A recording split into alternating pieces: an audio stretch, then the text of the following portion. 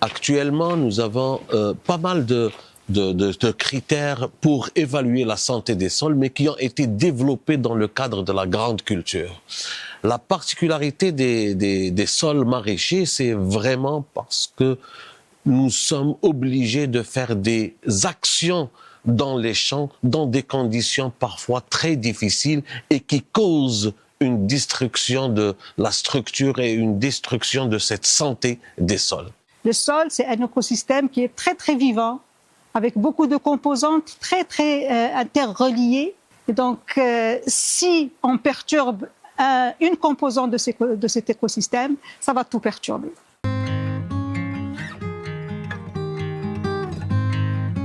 Dès la création du réseau québécois de la recherche en agriculture durable, donc on a été membre de ce réseau dès sa création. Et c'est là où on a connu Jacinthe et l'équipe de Jacinthe. En 2022, j'ai obtenu une subvention de recherche dans le cadre du plan d'agriculture durable pour spécifiquement explorer la problématique de santé des sols en production légumière au Québec sur les sols minéraux. On a 50 fermes qui se sont joints au projet. Environ 50% sont en production biologique et 50% en production conventionnelle. On a de très petites fermes, donc 2-3 hectares, jusqu'à de très grandes fermes qui allaient jusqu'à 1000 hectares.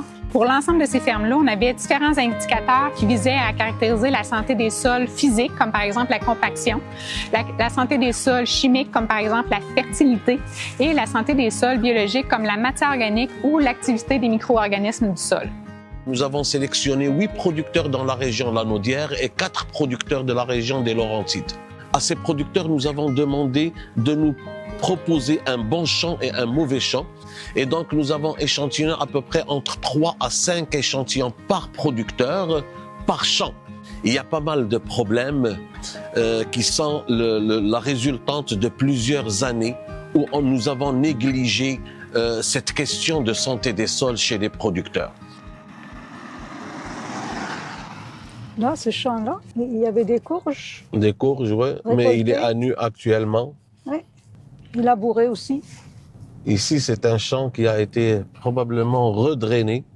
C'est le résultat d'une mauvaise santé du sol. J'aurais bien aimé faire un profil de sol dans ce champ. Oui. Ça, c'est des engrais verts. Ça, c'est des engrais verts. Ou c'est du blé d'automne. Oui. Mais c'est une bonne couverture pour le sol. Il faudrait vraiment qu'il y ait une certaine sensibilisation à ce fait. Ne pas laisser les sols nus pendant l'hiver. Dans notre registre, en fait, on allait jusqu'à 5 ans en arrière. Donc, quand on avait des cultures de couverture qui étaient établies depuis un certain nombre d'années, ça avait un impact sur notamment les indicateurs biologiques qui répondent beaucoup plus rapidement à un changement de pratique que les indicateurs physiques ou chimiques. On participe au volet 1 de ce projet-là, qui est d'établir un peu l'état de santé des sols maraîchers et d'établir aussi est-ce qu'il y a une corrélation entre cet état du sol et les pratiques culturelles chez les producteurs.